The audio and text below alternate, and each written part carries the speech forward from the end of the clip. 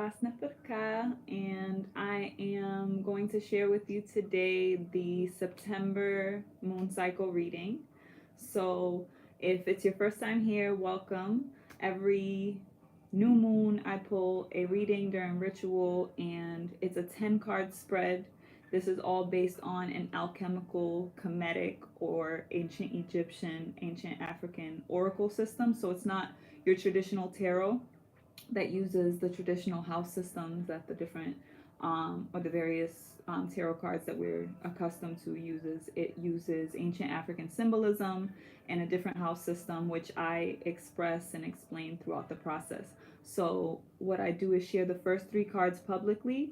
If you watched August's reading, I actually shared the full entire spread. It's a pyramid spread, aka Merkut spread. That's how our ancient ancestors called the pyramids. It's called the Merkut, and it goes through a few different levels. So I'm actually going to show you the entire spread so you get the full context, and I'll still express the oracle interpretation of what the divination actually means in terms of the energy that's coming forward. But if you want the full entire reading to go through the emotional as well as the material physical level of the reading, then you have to be a member of the Tehuti Ma'at Militia, and the link is in the description. If you want to join, all you have to do is make a monthly contribution at the very least at the Kingdom rank, which allows you to donate and contribute to our community organization at whatever level and capacity you choose. And that will be supporting all of the work that we do in the community, whether that be organic food for the people and Tehuti Ma'at Garden, the Intuit Healing Ciphers, the Sankofa workshops, all the different programs that we have.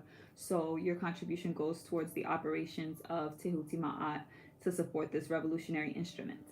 So without further ado, I'm going to show you the entire reading, and then we're going to dive into the first three cards.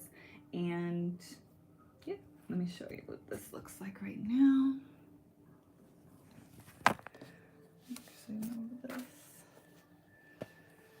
The lighting is kind of making it a little difficult to see, but I will share with you how the reading actually flows from top to bottom. So the top card that we begin with, this is the guiding principle for the entire reading. So we're going to start with that, and just keep in mind that the entire reading is kind of like pouring down from the top. So everything is based on the guiding principle of the reading.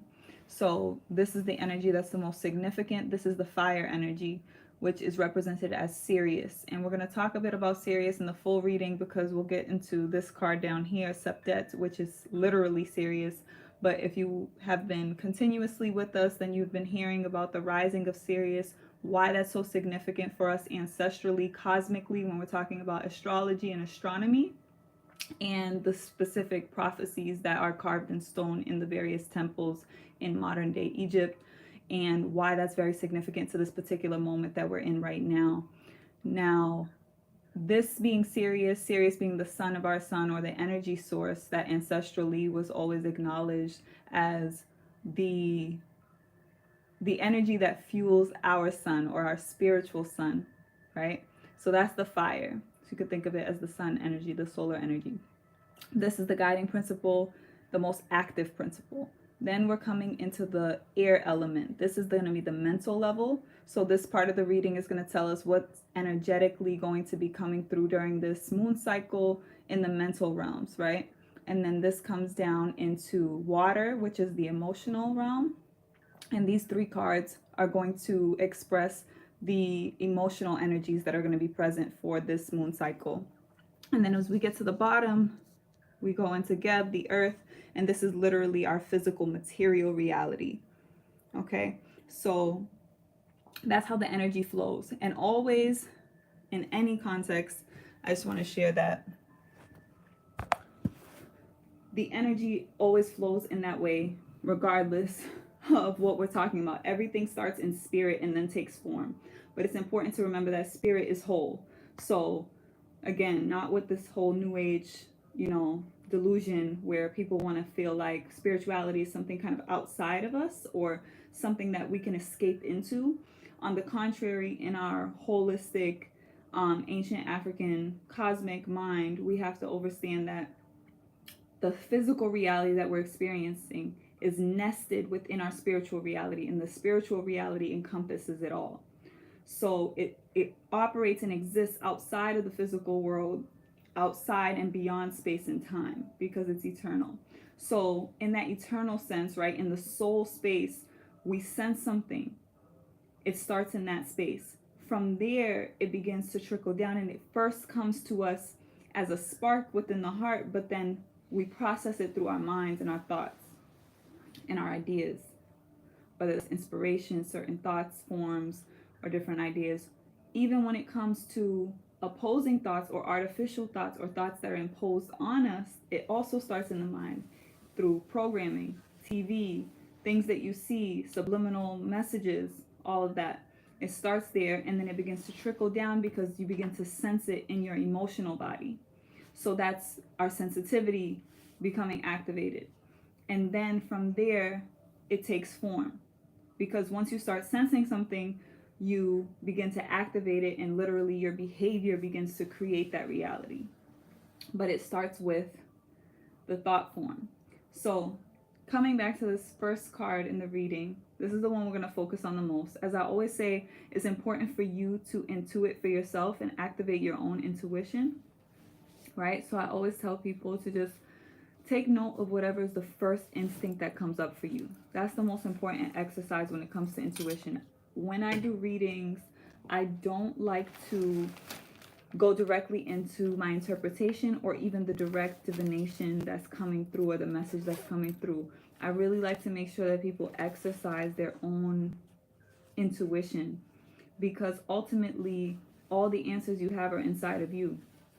And this is a symbolic language, and that's very significant. Ancestrally, Medu Neter, or what we know commonly as the hieroglyphs, it's a symbolic language, which means you don't necessarily need anyone to interpret it for you. Although interpretations are great, it's more important that you actually allow it to speak to a deeper part of you.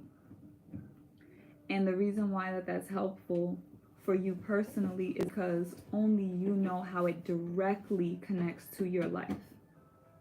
And sometimes when we rely on external interpretations of things, we're not able to directly trust our own inner knowing. And that's the most important thing right now. Okay? Remember, we're in a spiritual warfare, and that's happening internally first and foremost. So the best thing that we can do is begin to strengthen and begin to trust ourselves more deeply. So whatever comes up for you, as I go through the other two cards, I would encourage you to pause when you're watching the reading and just jot down or take note of anything that comes up specifically for you when you look at the symbolism. And don't take it too literally, right? But just take note of anything that comes up for you at that point. Now, the first three cards, interestingly enough, in this reading are all in the family of the moon. So there's a very significant emphasis on lunar energy. And this card Kansu really embodies that. The number is 7, which represents divinity overall. When you think about the different ways that different aspects of divinity or of the creative force and essence is expressed in the physical world, it's usually numerologically represented in 7. So we usually see things like, and this is a celestial thing or cosmic thing because of the different energy spheres that from the most ancient times were acknowledged as more fixed star systems. But it also is represented in, when we look at the 7 colors in the rainbow, right? The light spectrum and the colors that we see, or the 7 harmonic tones, or different ways that 7s are expressed throughout nature. And the card is Kansu. Now, one thing I want to share with you is that Kansu is a very significant energy because it is part of one of the earliest trinities that our ancestors depicted. Now, most of us know the most common trinity that comes forward through Christianity, which is the Father, the Son, and the Holy Spirit, right? It's interesting, the first thing I said is mother is because what they did is they corrupted the Holy Family, and the original Trinity that we created ancestrally which was the mother, father, and child, and they removed the mother principle. As we know, within Christianity and Western religions, the divine feminine principle is attacked and villainized and completely removed in most cases. So it is important to keep in mind that they removed that essence, but always in all of the different trinities that were depicted in the original spiritual traditions, there was always the mother, father, and child. And in this particular trinity that I'm referencing with Kansu in this energy, Kansu is the sun principle, and the mother and father principle are actually Amun and Mut. Significantly enough, when I pulled this reading, those are actually the next two cards in a particular aspect, which I'll explain, right? Amun being represented by the symbolism of the ram, and Mut being represented by the symbolism of the vulture, right? Remembering that our ancestors had a nature-based tradition. Now, the beautiful thing about all of this is the fact that because it's rooted in nature, it's very simple to understand and connect to what it's actually saying. And this is what's so important for us to demystify right now, because it's very obvious what we're being directed towards in terms of liberating ourselves is to restore ourselves to the truth, to the true nature and essence of life and of existence, and to embody that and exist within that wholeness, and to remove ourselves and exercise these ideas and these concepts and belief systems that have been limiting us and that have been perpetuating death and trauma on this planet perpetually for the last 400 to 500 years, which is really not even that much time in the scope of the millennia that humanity has existed on this planet. But nonetheless, that's the Trinity, right? So it's the father, mother, and child. The father being Amun, the mother being Mut, and the child being Kansu. This principle right here, which you can see the symbolism on the crown of this young masculine energy is actually the crescent moon, and then you have that eclipse solar and lunar energy above head. Okay, so I already said that this is representing the various cycles within the lunar cycle. Now, it's important to keep in mind that when we have all these different celestial bodies, a lot of people are getting into astrology, which is very significant. When you look at the zodiac wheel, right, we have on hightopsandheels.com an artifact that we published that talks about the origins of astrology. Very important for you to tap into that. I'll actually go in and add that into the description so you can read it, because I talk a lot about, or I should say we talk a lot about how astrology originated in Kemet. We share some pictures of the zodiac and Dendera at the Temple of Heteru, which I was able to see in person myself. But they actually removed that original zodiac wheel, and they actually have that currently at the Louvre in Paris. But that is the original system. And in the Temple of Heteru and Dendera, you see all of the different symbols from Sagittarius to literally all of them and more, way more. You know, you see the Leo, you see the twins of the what we call Gemini, you see the Tehuti energy represented. So it's a lot more complex than the 12 signs that we've been given, but we use that elliptical to kind of guide how energy cycles itself in nature, because everything grows in cycles. This is why we always say it's about revolution, not evolution, because the concept of evolution that they gave us is a linear growth model that is a Eurocentric concept that has been given to us, which is as if things grow in this linear context, which just keeps going up. But we obviously know and experience every day of our lives, and we see every day in nature that everything moves in cycles, right? Things go up, they come back around, right? That's the nature of ma'at, right? Karma, right? You always have to have two sides. So you have to have the incline and the decline. And you have to have the life, and then you have to have the death in order to have the rebirth. And this is what happens in nature constantly. And when you look at the zodiac wheel, you're looking at a wheel of energy. So it's a constant rotation that's happening. And what I'm connecting us to is the lunar cycles in particular, because the lunar cycles were the first form of measurement that we had in order to see what ma'at, or balance, truth, and justice, equilibrium, wholeness on the planet that we're existing on, how that was represented in form on this planet. And we use the moon, the lunar energy, and the way that it reflects the sun in relation to our revolution around the sun in order to measure days. This is how we got months, or you literally, it's the moon is in there. They were moon cycles. Our current Gregorian calendar doesn't necessarily honor that, but those earliest calendars that existed, the first calendars that existed thousands of years ago, were based on that lunar cycle. Now, what happens with the moon is it spends a couple of days in each sign of the zodiac wheel.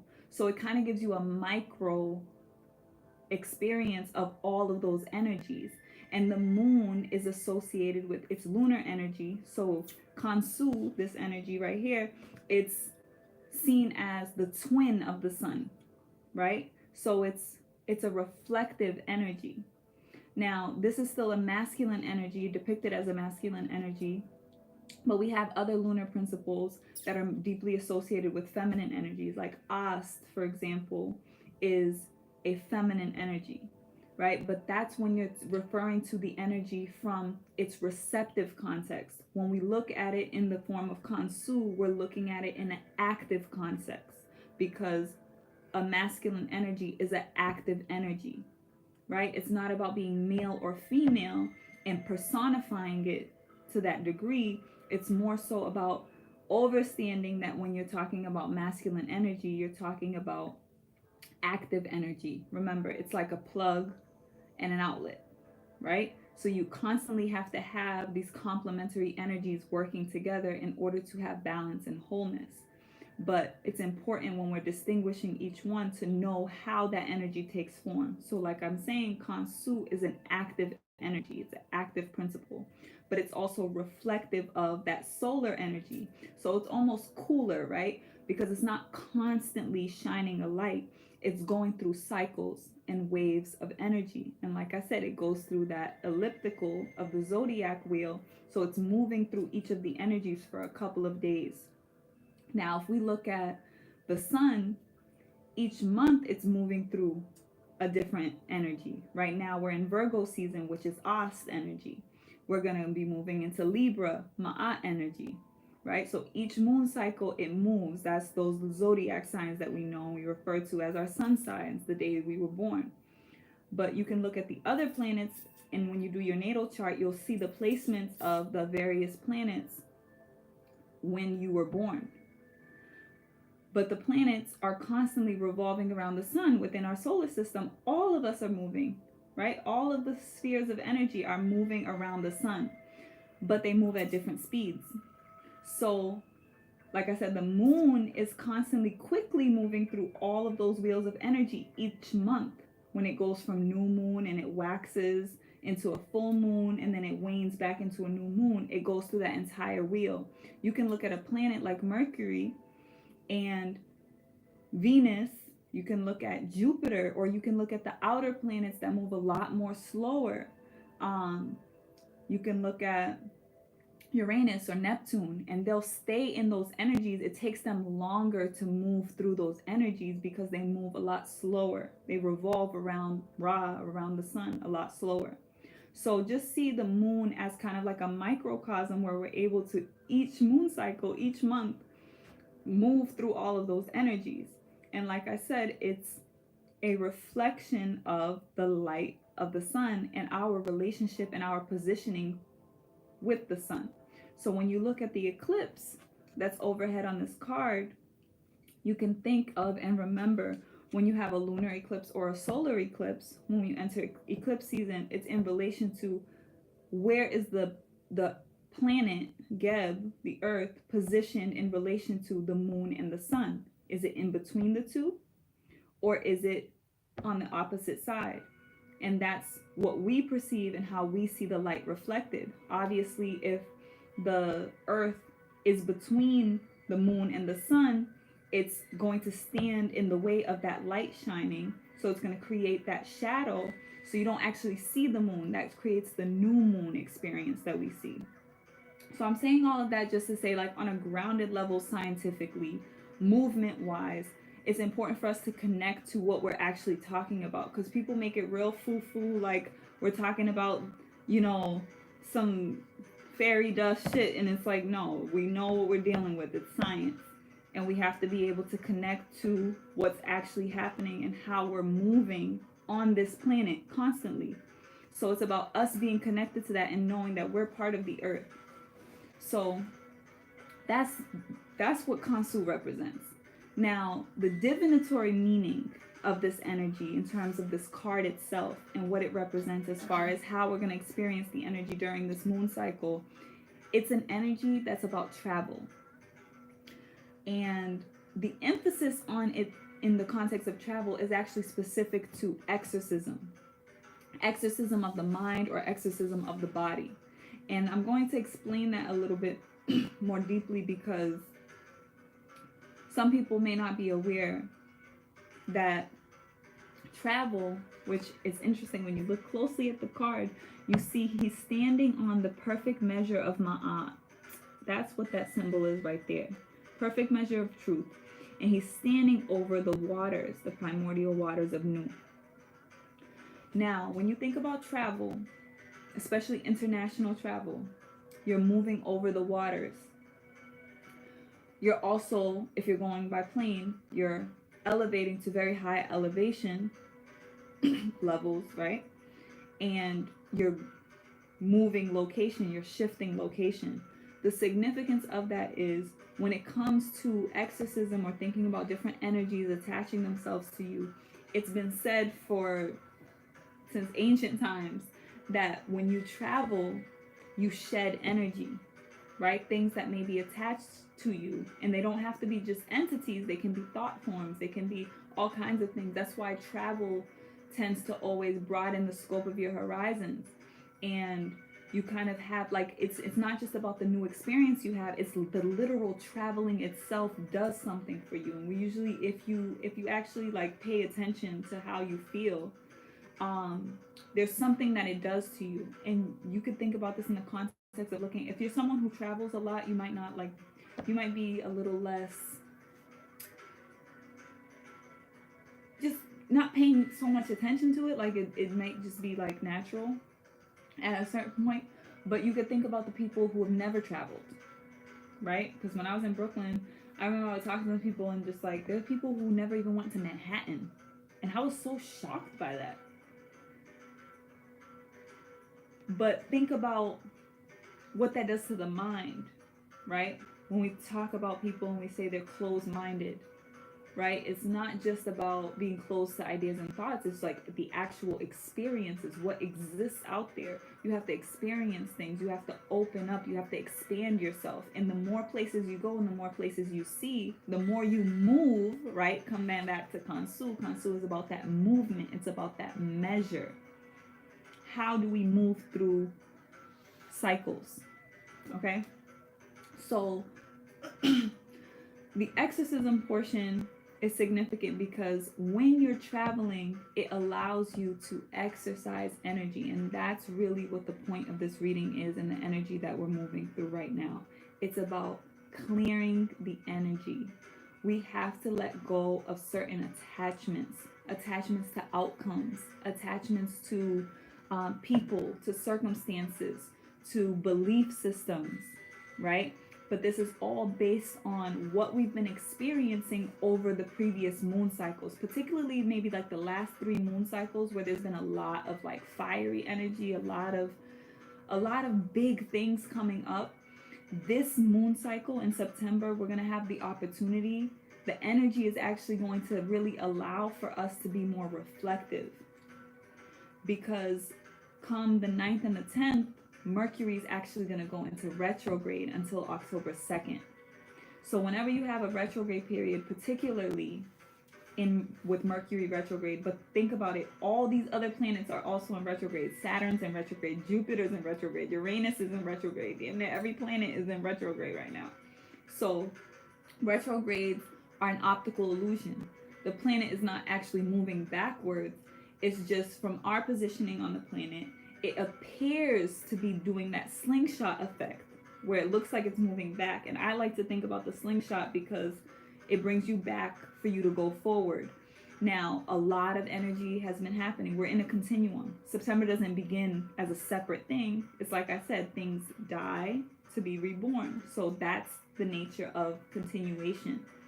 And the things that have happened before, the things that have been coming up, the things that have been being revealed, or circumstances, situations that have been aligning, things that have been coming to surface, how we need to heal ourselves, things we're learning about ourselves, people exposing themselves, all of these things are a reflection and a mirror of you and your journey, right? Or I should say our collective journey that we're all experiencing as well, because there's a micro and the macrocosm. But when you take it back into yourself, right now, the energy is going to be present for us to really step back and really process and really begin to integrate and embody what it is that we've been learning about ourselves, because that energy is clearing away.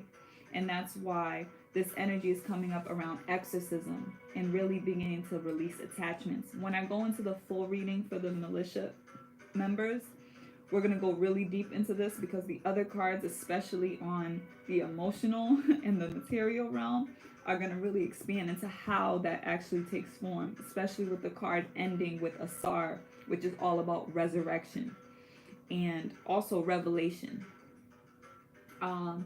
which is very interesting because a lot of the elements of Christianity that many people are attached to are deeply present within this reading, which I think is very interesting, allows a perfect window of transition for people who may be still holding on to a lot of that spiritual indoctrination and spiritual enslavement, because right now is the moment of liberation, right? We're liberating our spirits so that we can know the truth in order to use it and activate it in our lives to move into our purpose and do what it is that we're here to do in this very important time, which is the time of revelation. For those who are familiar with like the Bible and like things that they talk about the end times, we have to remember, if there's end times, then there's beginning times.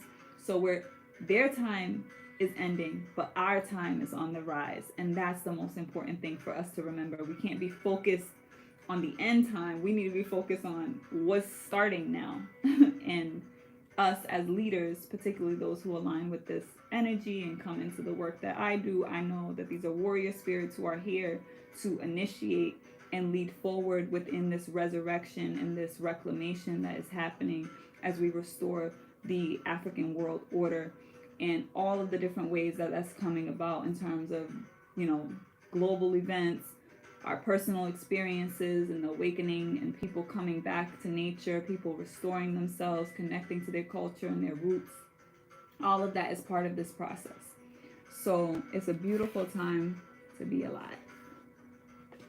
So now we're going to go into the next two cards, which I told you are that same Trinity.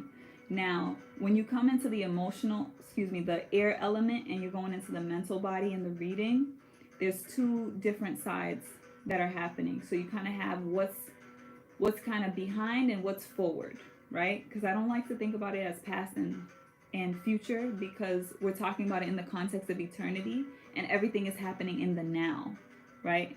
So I do also want to elevate us beyond a lot of new age ideas like timelines and things like along those lines, because they are very linear. And there are certain things that are linear, and that's important in terms of us existing within this material three-dimensional experience. But we're also moving into way more dimensions of experience, right? So I'm trying to really exercise us in operating within that context of eternity more.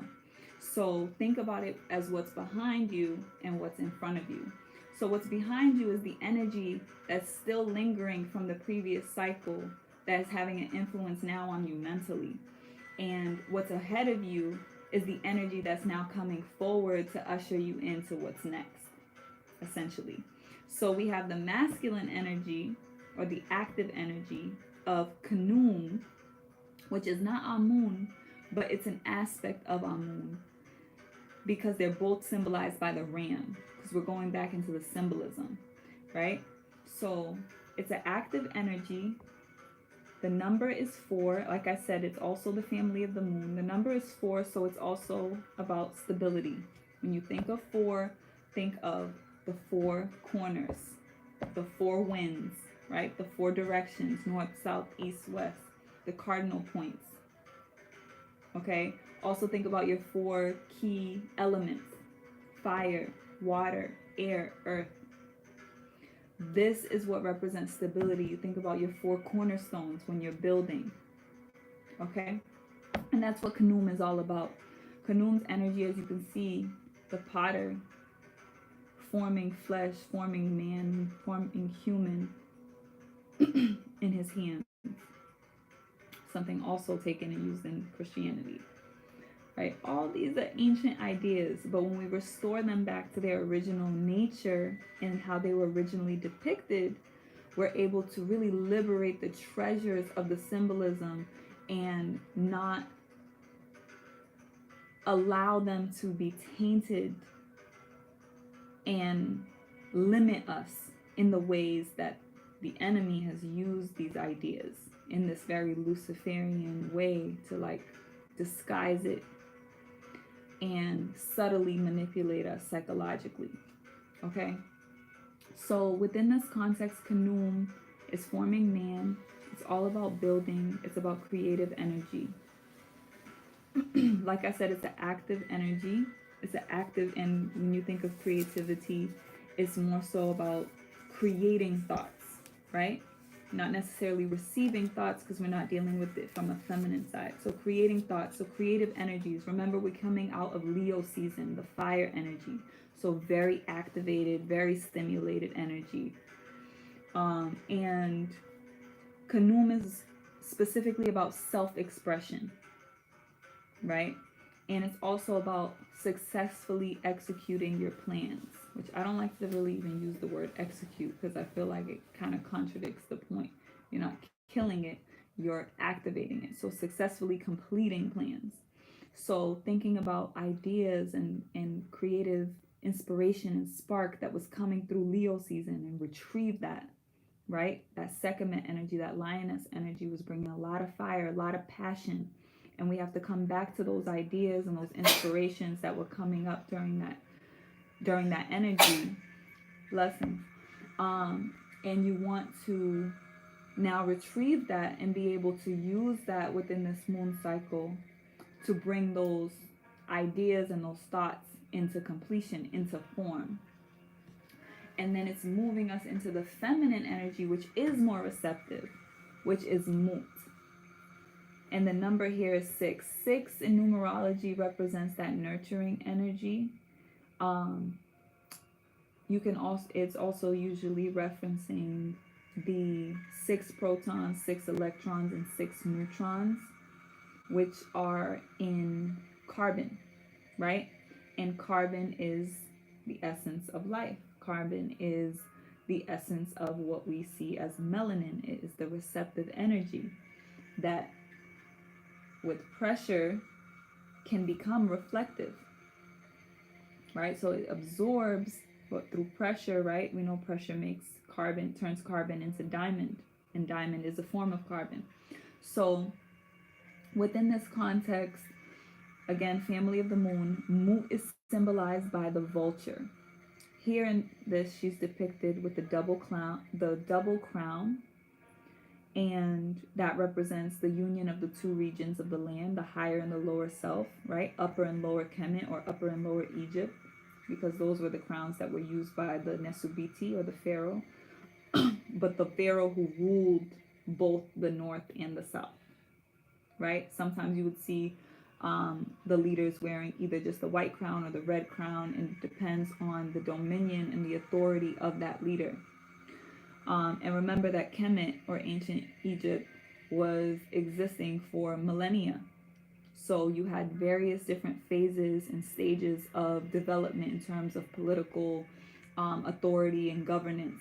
But ultimately, to this day, we have not seen any other civilization that has existed successfully for as long.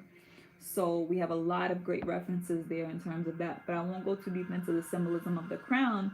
But I do think it's important to take into consideration it's symbolizing the higher and lower self symbolically, and having authority and rulership of your land, your vessel, your life. And that means you have to unite your higher and lower self. That's the integration process that we're in right now.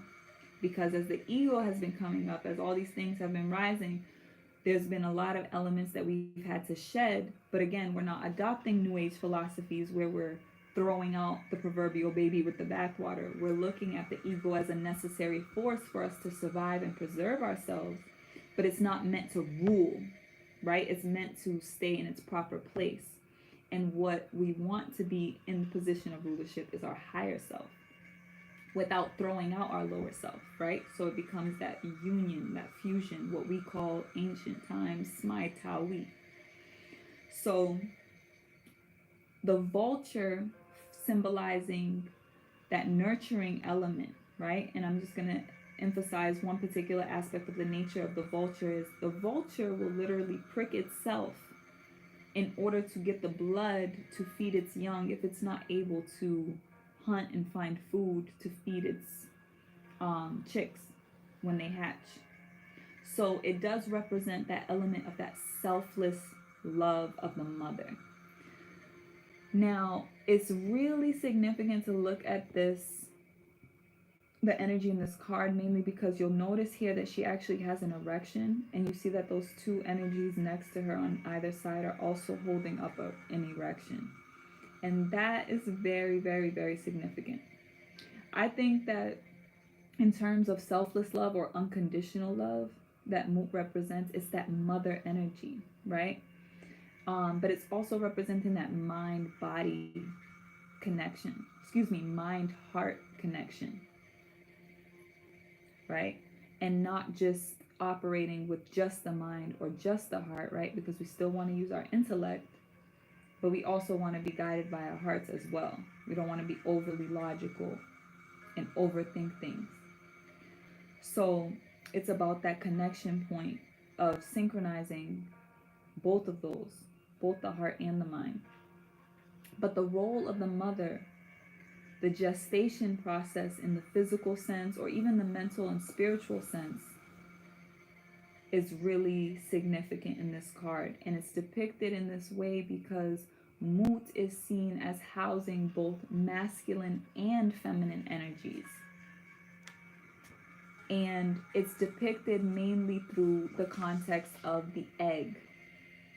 And I'm just going to read this one particular line here.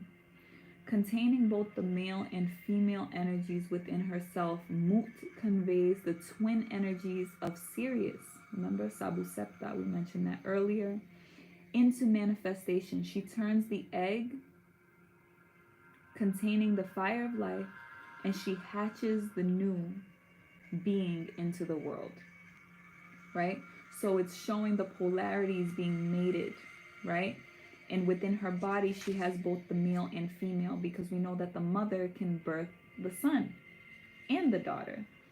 So that womb energy, that mother energy, represents both being able to synchronize both feminine and masculine energy.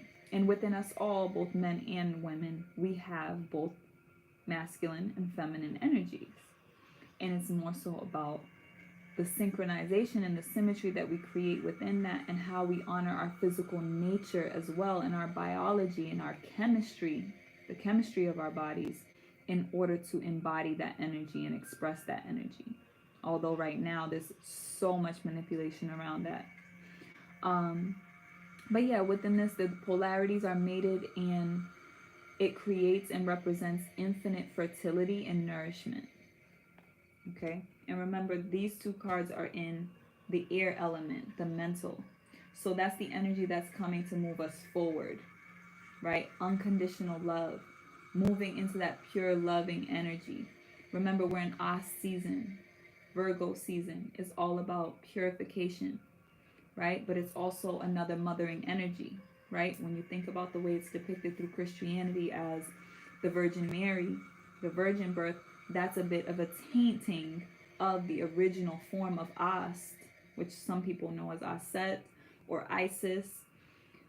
That energy was originally representing purification, pure energy, but actually the process of purification, right? And that's the cleansing, right? And ultimately, it is the immaculate conception that she is known for, but they've presented that as the virgin birth, right? And it's important to think of these all as symbolic things, right? What does it mean to restore yourself, to purify yourself, right? But here it's represented within the context of unconditional love. And that's the energy that's present for us during this moon cycle, and is going to allow us to give ourselves the grace to coming into a deeper embodiment of self-love. And I'm emphasizing the self-love because we can only connect with others and reflect and give to others what we have within ourselves. When we don't truly love ourselves, we can't really truly love another. We can only love them as much as we love ourselves, right? So a lot of us are creating attachments and connections to people, to relationships, not based on a true essence of unconditional love, but through our own attachments and needs to fill certain voids and spaces that we actually need to clear and heal. So that's why this energy of this reading and what the divine is providing us energetically is the opportunity for our lives to reveal to us and to show us as we continue to experience different and align with and attract different circumstances and situations, as well as this retrograde energy that's going to really support us in being reflective and processing everything that's been coming up for us and being able to connect that with what's happening right now in order for us to see what are the attachments that we need to let go of in order to make space to rise into higher levels and higher dimensions of existing, especially because on this planet right now, collectively, the energy, the frequency is rising. And there's a splitting that's happening right now between what was and what is becoming. And it is our choices that determine which side of the fire we're on. Because those things that are not able to elevate in frequency to match where the planet is going, right? Temperature's rising, the climate is changing. And those things that are not able to adapt are not going to survive, are not going to make it into the future. So it's very important right now to make sure you honor your higher self. Make sure that you're paying attention to your life, honoring yourself, finding the ways to truly, genuinely love yourself, being honest with yourself about what it is that you're going through, what it is that you're feeling, being self-aware. I highly encourage journaling, especially because when it comes to these reflective spaces, you can actually go back into your journal and read back. And I've been doing that with my previous three journals, going back to even 2019, and just being able to process and see, oh, I already knew all this, right? It's the perfect guidebook, is yourself. You can always trust yourself, and that's really what we're learning to develop, is that self-trust. And that's the only way we're going to be able to trust one another in order to co-create the unity that we need in order to liberate ourselves on a collective note. So I'll leave it at that for now. If you are part of the militia, I'm going to continue on the reading and touch on the other cards. The link is in the description. If you're not a member of the Tulutimat militia and you want to join, feel free to make a contribution on any level in order to have access to the Moni report that has the militia exclusive artifact. Sun still in Leo. Morning Star, thank you for the comment. No, the sun is currently in Aust. As of the 22nd of August, the sun moved into Virgo. So we're no longer in Leo season. But yes, give thanks. The moon today is actually in Sagittarius, and it's going to continue to move through the rest of the zodiac wheel um, as we move into the next lunar cycle. So thank you for everyone who's here with us live. If you are watching the replay, thank you. And I will have this also linked onto hightopsandheels.com for more information. Give thanks. Power.